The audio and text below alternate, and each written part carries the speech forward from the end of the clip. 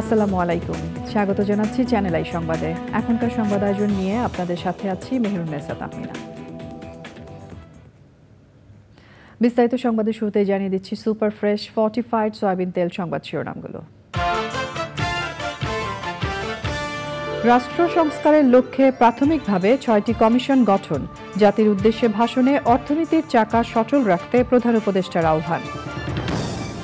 আশুলিয়ায় মরদেহ পোড়ানোয় তদন্ত সংস্থায় আরও 2 অভিযোগ, হত্যা ও গণহত্যার অভিযোগ শেখ হাসিনা সহ 70 জনের বিরুদ্ধে।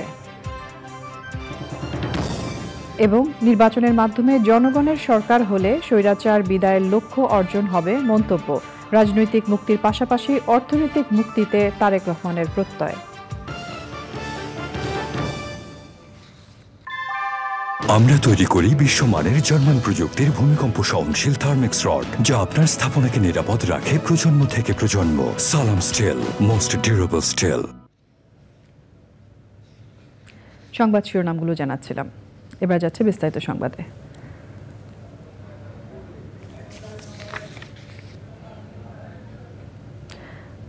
আন্দোলনের সময় আশুলিয়ায় ভ্যান গাড়িতে 6 জনের মরদেহ পুড়িয়ে দেওয়ার ঘটনায় আন্তর্জাতিক অপরাধ ট্রাইব্যুনালের তদন্ত সংস্থায় আরও 2টি অভিযোগ দায়ের করা হয়েছে।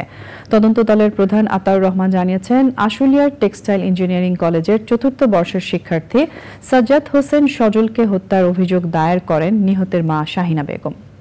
এতে সাবেক প্রধানমন্ত্রী শেখ হাসিনা সহ 40 জনের বিরুদ্ধে হত্যা ও গণহত্যার অভিযোগ আনা হয়েছে। আর আশুলিয়ার একটি স্কুলের 10ম শ্রেণীর শিক্ষার্থী আসাবুর হত্যার ঘটনায় অভিযোগ দায়ের করেন নিহতের ভাই রিজওয়ানুল। এতে 30 জনের বিরুদ্ধে অভিযোগ আনা হয়েছে। ধানমন্ডির আন্তর্জাতিক অপরাধ ট্রাইব্যুনালের তদন্ত সংস্থায় বুধবার এই অভিযোগ দায়ের করা হয়। এর আগে ঢাকার আশুলিয়ায় গত 5ই আগস্ট পুলিশ ভ্যানে ছাত্র জনতার মরদেহ পোড়ানোর অভিযোগ ওঠে। গুলি করে হত্যার পর ভ্যান গাড়িতে উঠিয়ে মরদেহ পুড়িয়ে ফেলা হয় বলে অভিযোগ রয়েছে। গত 31শে আগস্ট থেকে সামাজিক যোগাযোগ মাধ্যমে ভ্যান গাড়িতে 6 জনের মরদেহ পুড়িয়ে দেওয়ার একটি ভিডিও ভাইরাল হয়।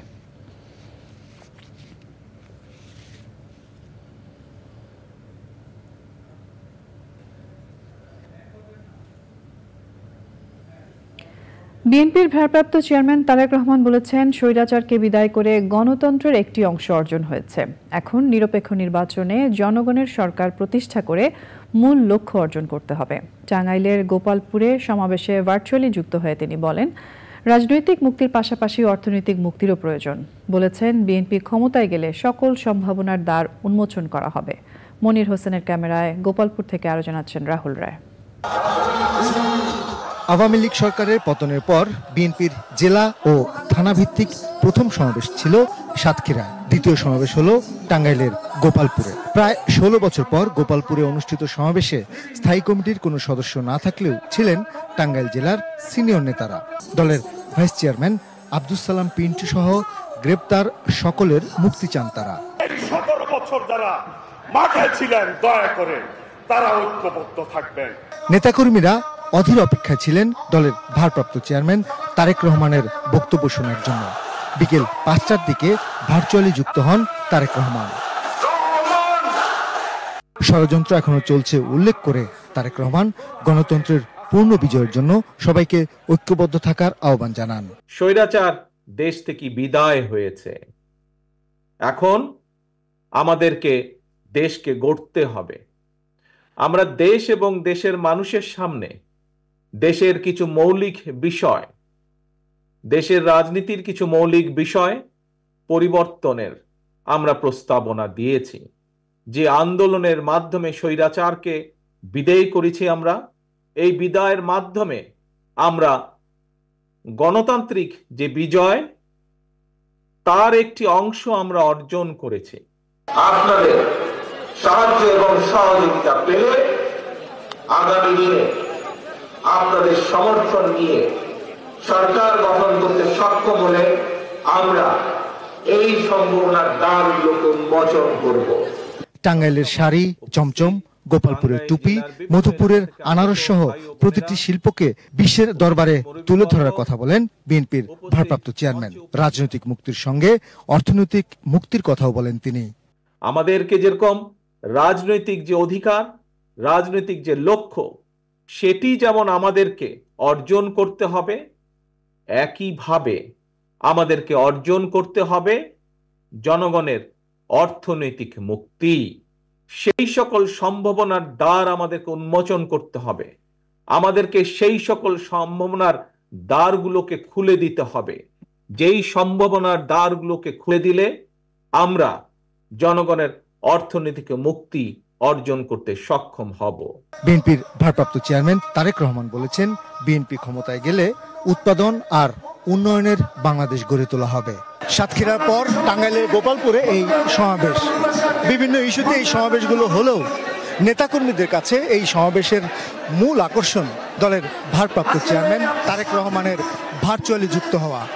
এই সমাবেশেও তারেক রহমান বলেছেন, ধৈর্য ধারণ করে শৃঙ্খলা বজায় রেখে দলকে সুসংগঠিত করতে। দলের নেতাকর্মীরাও বলেছেন সেই পথেই তারা এগোবেন। টাঙ্গাইলের গোপালপুর থেকে রাহুল রায়, চ্যানেল আই। রাষ্ট্র সংস্কারের অংশ হিসেবে প্রাথমিকভাবে ৬টি কমিশন গঠনের সিদ্ধান্ত নেওয়া হয়েছে বলে জানিয়েছেন অন্তর্বর্তী সরকারের প্রধান উপদেষ্টা ডক্টর মোহাম্মদ ইউনূস। সন্ধ্যায় জাতির উদ্দেশ্যে দেয়া ভাষণে তিনি বলেন, সকলের সমান অধিকার নিশ্চিত করাই সংস্কারের মূল লক্ষ্য। অর্থনীতির চাকা সচল রাখার আহ্বান জানিয়ে প্রধান উপদেষ্টার প্রত্যাশা, সকলের সহযোগিতায় বাংলাদেশ বিশ্বের দরবারে মাথা উঁচু করে দাঁড়াবে। সাদি মাহমুদের রিপোর্ট। প্রফেসর মোহাম্মদ ইউনূসের নেতৃত্বে অন্তর্বর্তী সরকার গঠনের ১ মাস পূর্ণ হয়েছে ৮ সেপ্টেম্বর। মাস পূর্তিতে জাতির উদ্দেশ্যে ভাষণ প্রফেসর মোহাম্মদ ইউনূসের। বক্তব্যের শুরুতেই জুলাই আগস্টের গণ অভ্যুত্থানে নিহতদের স্মরণ করেন প্রধান উপদেষ্টা। বলেন, সকল শহীদ পরিবারের পুনর্বাসনের কথা। গণ অভ্যুত্থানে সকল শহীদের পরিবারকে পুনর্বাসন করা হবে। সকল আহত শিক্ষার্থী, শ্রমিক, জনতার চিকিৎসার সম্পূর্ণ ব্যয় সরকার বহন করবে। আহতদের দীর্ঘমেয়াদী এবং ব্যয়বহুল চিকিৎসা এবং শহীদদের পরিবারের দেখাশোনার জন্য স্বাস্থ্য মন্ত্রণালয়ের নেতৃত্বে একটি পূর্ণাঙ্গ তালিকা প্রস্তুত করা হয়েছে। এখন এই নতুন তথ্য পাওয়ার ভিত্তিতে এই তালিকা হালনাগাদ করা হতে থাকবে। গণ অভ্যুত্থানের শহীদদের স্মৃতি ধরে রাখতে সরকার তার যাত্রা লগ্নে জুলাই গণহত্যা স্মৃতি ফাউন্ডেশন নামে একটি ফাউন্ডেশন প্রতিষ্ঠার উদ্যোগ নেয়। এখন সেই ফাউন্ডেশন তৈরি হয়েছে। সকল শহীদ পরিবার এবং আহতদের সর্বোত্তম চিকিৎসা সহ তাদের পরিবারের সম্পূর্ণ দায়িত্ব এই ফাউন্ডেশন গ্রহণ করছে। এই ফাউন্ডেশনে দান করার জন্য দেশের সকল মানুষ এবং বিদেশে অবস্থানরত বাংলাদেশিদের আমরা আহ্বান জানাচ্ছি। সংস্কারের মাধ্যমে জাতি হিসেবে নতুনভাবে যাত্রা শুরু করার কথা বলেন প্রফেসর ইউনূস। জানান, সংস্কারের প্রাথমিক পদক্ষেপ হিসেবে ৬টি কমিশন গঠন করার সিদ্ধান্ত নেওয়া হয়েছে। এসব কমিশনের কাজ পরিচালনার জন্য বিষয়ভিত্তিক অভিজ্ঞতা বিবেচনা করে ৬ জন বিশিষ্ট নাগরিককে কমিশনগুলো পরিচালনা করার দায়িত্ব দেওয়া হয়েছে। পূর্ণাঙ্গভাবে গঠিত হওয়ার পর কমিশন আনুষ্ঠানিকভাবে তাদের কাজ আগামী ১ অক্টোবর থেকে শুরু করতে পারবে বলে আমি আশা করছি এবং এটি পরবর্তী ৩ মাসের মধ্যে সম্পন্ন হবে বলে আমরা ধারণা করছি। কমিশনের রিপোর্টের ভিত্তিতে সরকার পরবর্তী পর্যায়ে প্রধান রাজনৈতিক দলগুলোর সাথে পরামর্শ সভার আয়োজন করবে। চূড়ান্ত পর্যায়ে ছাত্র সমাজ, নাগরিক সমাজ, রাজনৈতিক দলের প্রতিনিধি, সরকারের প্রতিনিধি নিয়ে ব্যাপক ভিত্তিক ৩ থেকে ৭ দিন ব্যাপী একটি পরামর্শ সভার ভিত্তিতে সংস্কার ভাবনার রূপরেখা চূড়ান্ত করা হবে। এতে এই রূপরেখা কীভাবে বাস্তবায়ন হবে তার একটি ধারণাও দেওয়া হবে। এই আয়োজন জুলাই গণ অভ্যুত্থানের বার্তা বাস্তবায়ন ও রাষ্ট্র পুনর্নির্মাণ তাগিদের ঐক্যবন্ধনে গোটা জাতিকে শক্তিশালী ও আশাবাদী করে তুলবে বলে আমাদের বিশ্বাস। প্রধান উপদেষ্টা বলেন, সকলের ন্যায্য অধিকার নিশ্চিতে সরকার প্রতিশ্রুতিবদ্ধ। দেশকে এগিয়ে নিতে সকলের সহযোগিতা প্রত্যাশা করেন তিনি। আমরা অগ্রসর হতে চাই। আমাদের মধ্যে, বিশেষ করে আমাদের নতুন প্রজন্মের মধ্যে যে সুপ্ত প্রতিভা লুকিয়ে আছে সেটা যেন বিনা বাধায় রাষ্ট্রের এবং সমাজের সহযোগিতায় প্রকাশ করতে পারি, সেই সুযোগের কাঠামো তৈরি করতে চাই। সকলে মিলে আমাদের পরিবারের প্রতিটি সদস্যকে, সে ঝাড়ুদার হোক, ছাত্র হোক, শিক্ষক হোক, যে কোনো ধর্মের হোক, সবার সমান অধিকার নিশ্চিত করতে চাই। এই হলো আমাদের সংস্কারের মূল লক্ষ্য। আসুন ছাত্র শ্রমিক জনতার এই বিপ্লবের লক্ষ্যকে আমরা দ্রুত বাস্তবায়ন করি।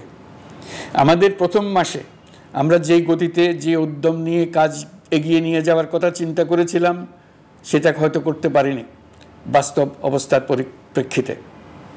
দেশের আইনশৃঙ্খলা পরিস্থিতি স্বাভাবিক রাখা গেলে আশা করি আমরা আমাদের গতি অনেক বাড়াতে পারব। এই জন্য দেশের সকল মানুষের কাছে, শিক্ষক, ছাত্রছাত্রী, কৃষক, শ্রমিক, পেশাজীবী, বড় ব্যবসায়ী, ক্ষুদ্র ব্যবসায়ী, দিনমজুর, গৃহিণী, সকলের সহযোগিতা চেয়েছি। আমাদের কাজ বড় কঠিন, কিন্তু জাতি হিসেবে এবার ব্যর্থ হওয়ার কোনো অবকাশ আমাদের নেই। আমাদেরকে সফল হতেই হবে। গণতান্ত্রিক বাংলাদেশের রূপরেখা তৈরি করতে অন্তর্বর্তী সরকার দৃঢ় প্রতিজ্ঞ বলে উল্লেখ করেন প্রধান উপদেষ্টা। সেই সাথে আইন নিজের হাতে তুলে সমাজে বিশৃঙ্খল পরিবেশ সৃষ্টি না করার আহ্বান জানান প্রধান উপদেষ্টা প্রফেসর মোহাম্মদ ইউনূস। সাদি মাহমুদ, চ্যানেল আই, ঢাকা। সংবাদের এই পর্যায়ে আমরা নিয়ে নিচ্ছি একটা বিরতি, এবং বিরতির পর যা থাকছে: ডোনাল্ড ট্রাম্প ও কামালা হ্যারিসের প্রেসিডেন্ট। স্বাগত জানাচ্ছি আরও একবার চ্যানেল আই সংবাদে। আমিন জুয়েলার্স আন্তর্জাতিক সংবাদ।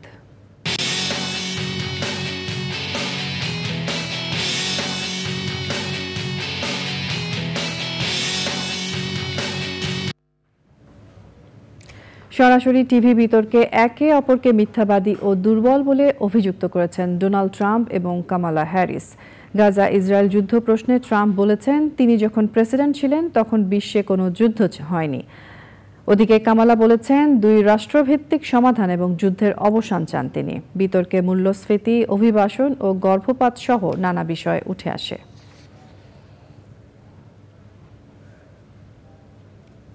কৃষি সংবাদ।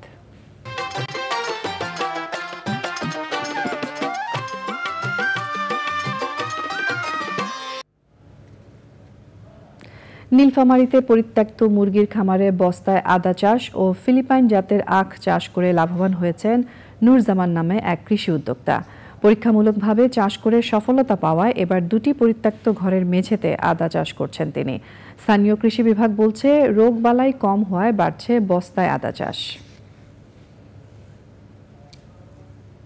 এবারে রয়েছে প্রকৃতি সংবাদ।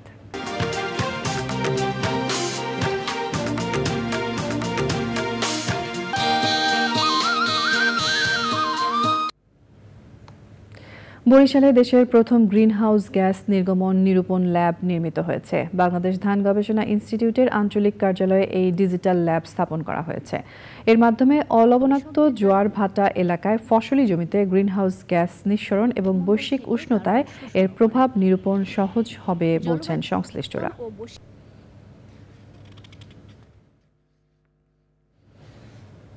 এক্সিম ব্যাংক বাণিজ্য সংবাদ।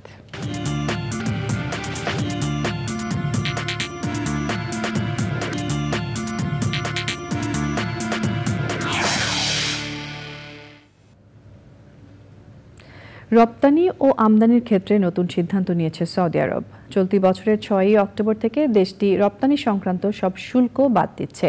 একই সঙ্গে আমদানি পরিষেবায় ফি পণ্যের মূল্যের ন্যূনতম 0.15% কমিয়ে আনার ঘোষণা দিয়েছে। বৈদেশিক বাণিজ্য ও ব্যবসায়িক কার্যক্রমকে আরও সহজ করতে এই ঘোষণা দিয়েছে সৌদি আরবের জাকাত, tax and customs authority ZATCA। নতুন ফি কাঠামো অনুসারে অনলাইন স্টোরের মাধ্যমে আসা 1000 রিয়াল পর্যন্ত মূল্যের পণ্যের ক্ষেত্রে 15 রিয়াল বা $4 চার্জ প্রযোজ্য হবে। এর আগে প্রতি কন্টেইনার আমদানি পণ্যে 100 রিয়াল, তথ্য বিনিময় পরিষেবায় 100 রিয়াল ও কাস্টমস ঘোষণার জন্য 20 রিয়াল ফি ছিল। সংবাদের এ পর্যায়ে আমরা নিয়ে নিচ্ছি আরও একটা বিরতি, এবং বিরতির পর খেলার খবরে যা থাকছে: ভারতের বিপক্ষে অ্যাওয়ে টেস্ট সিরিজের চূড়ান্ত বাংলাদেশ দল দুদিনের মধ্যে আনুষ্ঠানিক ঘোষণা।